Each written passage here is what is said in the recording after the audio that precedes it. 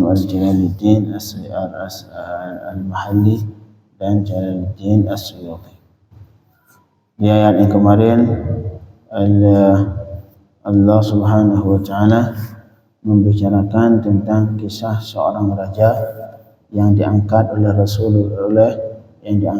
seorang nabi, yaitu Nabi Syamwil, setelah dimintai oleh kaum Bani Israel.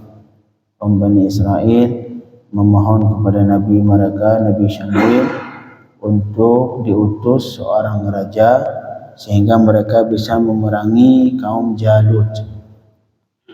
Kaum Jalut yang berkuasa, yang menguasai daerah sekitar saat itu. Akhirnya Allah mengutus kepada mereka Raja Talut. Raja Talut yang mana di awalnya mereka tidak menerima karena mereka melihat dua faktor. Yang pertama, Raja Talut ini bukan keturunan raja dan bukan keturunan nabi. Yang kedua, mereka tidak menerima Raja Talut jadi raja karena walam yu'ta sa'atan minal mal. Mereka melihat dari unsur harta.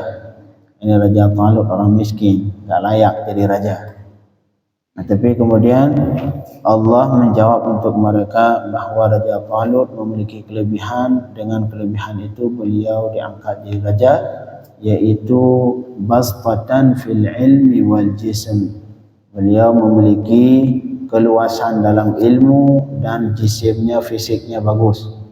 Nah, itu yang menjadi dasar untuk diangkat seorang raja. Ini mendekati pemilu. Ntar pilih raja yang memiliki dua faktor ini. Yang pertama, luas ilmunya, jangan orang bodoh diangkat jadi raja. Yang kedua, pilih yang fisiknya bagus. Ini seperti Raja Talut. Jadi wazadahu bastatan fil ilmi wal jism. Raja Talut diberikan oleh Allah keluasan dalam keilmuan dan diberikan wal jism, fisiknya bagus, kuat. Jangan diangkat jadi raja orang yang keok-keok, ni kurus jelek. Oh, udah kurus jelek bodoh, apa lagi coba? Jangan sebenarnya. Kalau misalkan hitam, keriting, jelek, kurus, pendek, aduh, bodoh lagi. Nah, jangan. Angkat pemimpin yang memiliki dua unsur ini. Di samping beliau harus amanah, orang saleh, harus bertakwa kepada Allah, takut kepada Allah. Nah, tapi dua ini harus utuh, ilmunya kuat, wawasannya luas, ilmunya kuat, luas. Yang kedua, jisimnya bagus. Karena Raja Talut dikisahkan wa kana a'lam Bani Israel. Raja Talut saat itu adalah orang yang paling pintar di kalangan Bani Israel, yang paling alim di kalangan Bani Israel, yaitu Raja Talut. Walaupun beliau saat itu cuma pengembala kambing. Dikisahkan beliau, sebagian mufassir mengatakan beliau cuma pengembala kambing, sebagian mufassir yang lain mengatakan beliau itu adalah dabbah, tukang samak ini kulit. Jadi wa ajmalahum khalaqan dan beliau saat itu adalah orang yang paling fisiknya yang paling bagus. Fisiknya yang paling bagus beliau saat itu. Jadi dua faktor ini sehingga beliau diangkat jadi raja yang nanti menang Bani Israel. Kemudian Allah melanjutkan, a'udzubillahi minasyaitonirrajim. Cuma sedikit kita kisahkan tentang bagaimana pengangkatan Nabi Syamwil, pengangkatan Raja Talut oleh Nabi Syamwil. Dikisahkan ketika Nabi Syamwil da'a rabbahu an yab'ath lahum malikan. Ketika Nabi Syamwil memohon kepada Allah untuk diutus seorang raja, a'tahu Allahu qarnan. Allah saat itu memberikan Nabi Syamwil qarn. Qarn ini apa nih? Tanduk. Allah memberikan tanduk ke Nabi, mungkin tanduk kambing atau tanduk apa. Allah berikan tanduk ke Nabi Syamwil, fihi tib. Yang di dalam tanduk tadi ada wewangian, parfum. Yusamma tibul qudus. Oh, Masya Allah.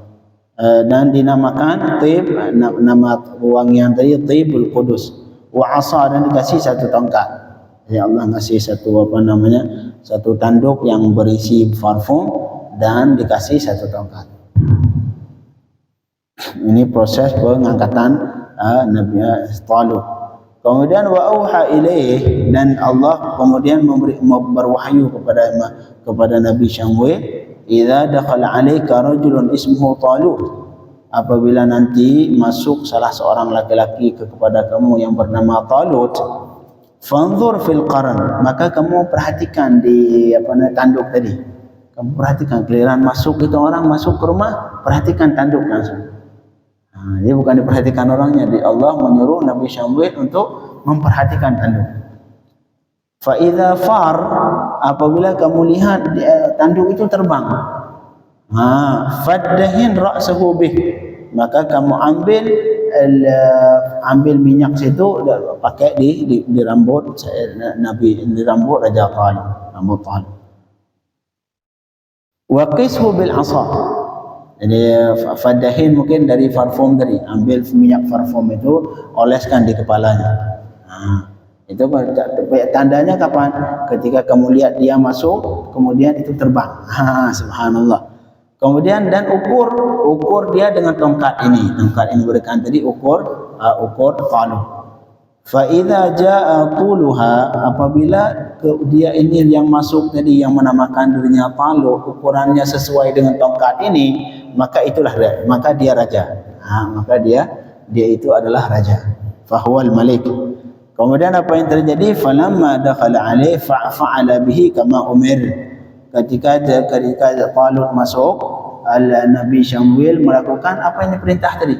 Pertama, beliau mengambil parfum ataupun wangian, minyak wangi yang terdapat di tanduk tadi, digosok di kepala Talut, dan kemudian mengukur. Beliau mengambil tongkat, mengukur Talut dengan tongkat tadi. Fa idzan huwa quluha, kemudian tiba-tiba panjang Talut sesuai dengan panjangnya tongkat. Pas. Berarti ini raja. Summa dahdahana ra'sahu bidzalika duhun, kemudian beliau mengambil minyak tadi, mengoleskan di kepala Talut. Wa qala lahu, dan kemudian Nabi Syamwil berkata untuk Talut, innallaha ja'alaka malikan ala bani Israil, sesungguh Allah telah menjadikanmu sebagai raja kepada Bani Israil. Kamu ini Allah telah mengangkatmu sebagai raja untuk Bani Israel. Kemudian beliau menjawab, qala kaif dzalik ma anni adna minhum, gimana mungkin saya jadi raja sedangkan saya ini adalah orang yang paling rendah di kalangan Bani Israel. Saya ini cuma pengembala kambing, gimana mau diangkat tiba-tiba saya diangkat jadi raja? Faqala lahu, kemudian Sayyidina Syamwil berkata, Allahu yu'ti mulkahu man yasha, Allah memberikan kerajaannya ke siapa saja yang Allah kehendaki. Allah tidak melihat mau miskin, kaya, orang rendah, orang tinggi. Ketika Allah ingin mengangkat, tu'izzu man tasha wa tudhillu man tasha, Allah meninggikan derajat orang yang dikehendaki dan merendahkan orang yang dikehendaki. Inilah proses pengangkatan Talut menjadi raja oleh Nabi Syamwil. Kemudian Allah melanjutkan, a'udzubillahi minasyaitonir rajim, bismillahirrahmanirrahim. Wa qala lahum nabiyyuhum inna ayata mulkihi an ya'tiyakumut tabut fihi sakinatun min rabbikum wa baqiyatun mimma taraka alu Musa wa alu Harun tahmiluhul malaikah inna fi dzalika laayatan lakum in kuntum mu'minin. Di ayat ini Allah membicarakan tentang Nabi Syamwil ingin membuktikan kepada Bani Israel saat itu ingin membuktikan tentang bahawa Raja Talut diangkat raja benar-benar. Ini Raja Talut benar-benar raja, ini bukan raja tiruan. Kalau kita sekarang banyak raja KW, raja KW semua. Akhirnya negara hancur. Raja KW, enggak ada bukti. Nah ini kalau Raja Talut benar-benar ada pembuktian dari Allah. Allah yang angkat jadi raja, kemudian Allah memberikan bukti kepada Nabi Syamwil untuk dibuktikan ke Bani Israel bahawa Raja Talut ini benar-benar raja yang diangkat oleh Allah Subhanahu wa Ta'ala, bukan raja kawi. Apa yang terjadi? Wa qala lahum nabiyuhum, dan berkata untuk Bani Israel oleh nabi mereka.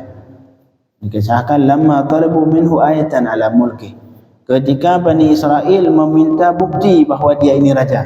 Mana bukti beliau diangkat jadi raja oleh Allah? Akhirnya Nabi berkata, wa qala lahum nabiyuhum, dan Nabi berkata ke mereka, Nabi itu Nabi Syamwil, inna ayata mulkihi, sesungguh bukti kerajaannya, ayyatiyakumut tabut, akan datang kepada kalian oleh tabut. Tabut itu sunduk seperti peti, seperti peti. Jadi ayyatiyakumut tabut, akan datang kepada kalian oleh sebuah peti, fihi sakinatun min rabbikum, yang dalam peti itu, pada dalam peti itu terdapat sakinah.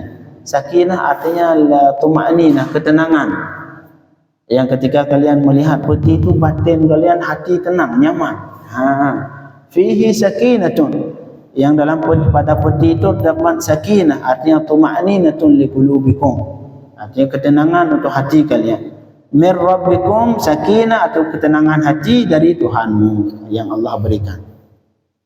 Kemudian wa baqiyatun, dan ada sisa-sisa mimma ataupun bekas peninggalan, dan peninggalan mimma taraka alu Musa wa alu Harun, dari apa saja yang ditinggalkan oleh keluarga Nabi Musa dan keluarga Nabi Harun. Ntar kita kisahkan semua apa itu yang peninggalan itu. Marhaba. Itu di Bengkulu tempat ibu saya, itu ada acara tabut Arab. Itu bukan Islam ya? Tergantung. Kalau misalkan tujuan arak-arak cuma sekedar adat untuk mengingat Allah Subhanahu wa Ta'ala, pas. Kecuali untuk memuja dewa, memuja yang lain. Tabut artinya dasarnya berbentuk kotak peti. Cuman dikisahkan ini tabut yang menjadi bukti rajanya Raja Talut adalah kana fihi suwarul anbiya. Dalam tabut itu, dalam peti itu, isinya yang pertama gambar-gambar Nabi. Semua Nabi, mulai Nabi Adam sampai Nabi Muhammad, situ gambar. Suwarul anbiya anzalullah ala Adam. Di awalnya tabut ini, peti ini diturunkan ke Nabi Adam. Sebenarnya peti bukan di Raja Talut. Di awal Nabi Adam sudah diturunkan oleh Allah ke Nabi Adam. Wastamarra ilaihim, dan dasarnya itu dan terus menerus kepada para nabi, diturun temurun dari Adam turun ke Nuh turun, artinya turun ke para nabi itu. Kemudian apa yang terjadi? Faqalabathumul imalaqa alaih, kemudian kaum Imalaqah, kaum Jalut. Imalaqah ini kaum Jalut, yang rajanya Jalut, mereka menguasai, diambil secara paksa. Akhirnya sunduk ini ataupun tabut ini dikuasai, diambil oleh kaum yang zalim tadi, kaum Imalaqah, kaum Jalut. Wa akhadhuh, dan mereka mengambil peti. Untuk apa peti itu? Karena peti ini punya keramat. Peti itu keramat. Peti di situ ada surat gambar-gambar Nabi. Peti yang diturunkan ke Nabi Adam, kemudian turun temurun ke Nabi setelahnya, ke Nabi setelahnya, sampai kemudian baru dikuasai, diambil alih, diambil paksa oleh kaum Imalaqah. Mereka memakai itu untuk apa? Wa kanu yastaftihun bihi ala aduwwihim. Mereka fungsi itu menjadikan tabut itu untuk mengalahkan musuh. Wa yuqaddimunahu fil qital, dan mereka meletakkan yang paling saf terdepan ketika perang. Giliran perang kan saf, maka yang saf depan buat tabut itu satu orang mungkin. Itu untuk mengalahkan musuh. Dan terjadi seperti itu. Terjadi seperti itu. Mereka mengalahkan musuh dengan membawa tabut yang diwarisi dimulai Nabi Adam ke nabi-nabi yang isinya gambar para nabi, surah nabi. Subhanallah. Wa yaskunun ilaih, dan mereka semuanya tenang ke tabut. Artinya semua apabila terjadi cekcok antara mereka, maka keputusannya diambil di mana? Di tabut. Mungkin kalau kita sekarang mushaf lah, giliran akad sumpah naruh mushaf di kepala, antar dilanggar. Kayak berjanji seperti ini, ntar dilanggar semua. Nah, ketika jadi, ini kaum Bani Israil, kaum Malaka menjadikan tabut seperti itu sebagai untuk supaya menang dalam peperangan. Jadi ketika perang mereka ngebawa itu terus. Allah hafal. Fihi sakinatun, kata Allah. Inilah tabut. Jadi tabut berada di tabut ini dari mana? Tabut itu mulai dari Nabi Adam turun temurun kepada para nabi sampai akhirnya dikuasai oleh kaum Imalaqah. Kemudian fihi sakinatun, di tabut itu terdapat sakinah, artinya ketenangan hati. Kalau yang melihat tabut itu nyaman, tenang hati. Wa bawa min rabbikum wa baqiyatun mimma taraka al Musa wa al Harun, dan di tabut itu terdapat peninggalan dari apa saja yang ditinggalkan oleh keluarga Musa dan keluarga Harun. Ai tarakahuma wa huma, apa saja isi yang peninggalan dari peninggalan tadi dikisahkan, disebutkan wahia na'la Musa. Jadi yang isi tabut tadi yang peninggalan Nabi Musa dan peninggalan Nabi Harun, yang pertama sendal Sayyidina Musa. Sendal Sayyidina Musa isi tabut. Wa asahu, dan tongkat Sayyidina Musa. Tongkat Sayyidina Musa juga ada di situ. Wa imamat Harun, dan termasuk juga imamah Sayyidina Harun, sorban Sayyidina Harun di situ. Korban Sayyidina Harun. Wa qafiz minal man, dan ada satu kantong, satu potong dari alman. Alman ini mahmannya wasalwa, yang makanan yang diturunkan oleh Allah untuk Bani Israel.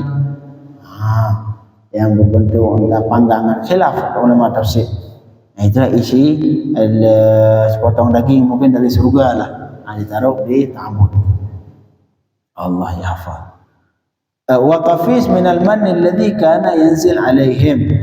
Itulah qafiz, kan Nabi orang Bani Israel itu ketika tersesat di padang Tik, mereka dikasih makanan oleh Allah dari langit dan dari surga, makanan dari surga, minal manni wassalwa.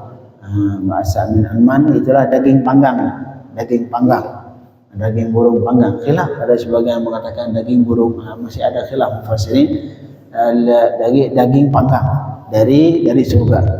Jadi di situ di kotak itu ada itu juga daging panggang yang masih sisa yang dulu pernah diturunkan ke mereka. Waradat minal alwah, dan terdapat pecahan dari alwah. Alwah ini seperti papan-papan yang ada tulisan wahyu di masa Sayyidina Musa. Kata Allah Subhanahu wa taala, wa katabna lahu fil alwahi, wa katabna lahu fil alwah. Alwah ini sejenis papan, mungkin kalau kita sekarang berbentuk kertas. Kalau dulu ya berbentuk papan-papan yang di situ tertulis wahyu. Yang dari itu, alwah itu dari siapa? Dari Nabi Musa. Alwah yaitu peninggalan Nabi Musa. Itulah di situ terdapat dalam tabut itu, itulah isi tadi. Peninggalan yang ditinggalkan Sayyidina Musa, peninggalan yang ditinggalkan oleh Sayyidina Harun. Dan tabut itu memiliki, siapa saja yang melihatnya hatinya tenang, nyaman.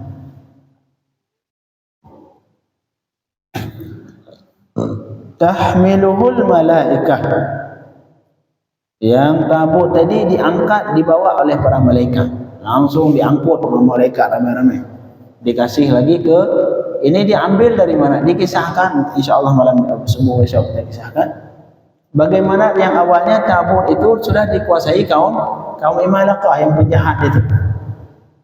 Bagaimana bisa kembali lagi ke Talut? Nanti malaikat yang ambil dikembalikan ke Talut. mengambil dari mereka. Dikisahkan Allah memberikan hukuman ataupun bala. Allah memberikan bala ke kaum Imalaqah tadi. Siapapun yang melihat itu ntar bakal berpenyakit. Akhirnya mereka ngambil itu lagi yang dasarnya mereka pakai untuk dihabisi supaya menang peperangan. Kalau ada yang berantem mereka damaikan dengan itu. Akhirnya mereka meninggalkan itu dan dibuang. Baru kemudian diambil oleh para malaikat. Tabut itu dikasih ke Raja Talut. Tahmiluhul malaikah. Jadi yang membawa tabut itu tadi oleh para malaikat. Malaikat yang membawa tabut diambil jadi tabut setelah dibuang oleh kaum Imalaqah, setelah Allah turunkan bala ke mereka, dibuang tabut, kemudian diambil oleh para malaikat, diserahkan ke Raja Talut. Inna fi dzalika laayatan lakum in kuntum mu'minin. Sesungguh pada demikian tabut terdapat bukti bagi kalian bahawa Raja Talut itu raja dari Allah, in kuntum mu'minin, jika kalian beriman. Kemudian apa yang terjadi? Fahamalatul malaikah baina samai wal ardh. Para malaikat membawa tabut dari antara langit dan bumi di atas, keliling-keliling. Wa hum yanzurun ilaihi. Itu para Bani Israel melihat itu tabut terbang. Diterbangin oleh para malaikat. Hatta wada'athu inda Talut. Kemudian setelah keliling-keliling di langit, dilihatin tabut di peninggalan Nabi Musa. Kemudian baru para malaikat menurunkan tabut tadi putih, diturunkan, diletakkan dikasih diletakkan di Raja Talut. Diberikan ke Raja Talut. Baru mereka yakin, oh ini berarti benar-benar raja. Ditabut, malaikat langsung yang bawa kasih ke Raja Talut. Fa'aqarru bimulkihi. Kemudian mereka semua mengakui dengan kerajaannya Talut. Wa tasar'u dan kemudian mereka bersegera untuk berjihad. Karena memang mereka minta diutuskan raja untuk berjihad. Fakhtara min syababihim 70,000. Kemudian Raja Talut memilih yang menjadi tentara perangnya adalah sebanyak 70,000 pemuda-pemuda. Beliau mengambil sebanyak 70,000 pemuda yang akan dijadikan sebagai tentara perang Raja Talut. Inilah sedikit kisah tentang Raja Talut. Besok kita lanjutkan. Allahumma faqihna fid din wa 'allimna at-ta'wil waftah 'alaina futuhal 'arifin برحمتك يا أرحم الراحمين وصلى الله على سيدنا محمد وآله وصحبه وسلم. الحمد لله.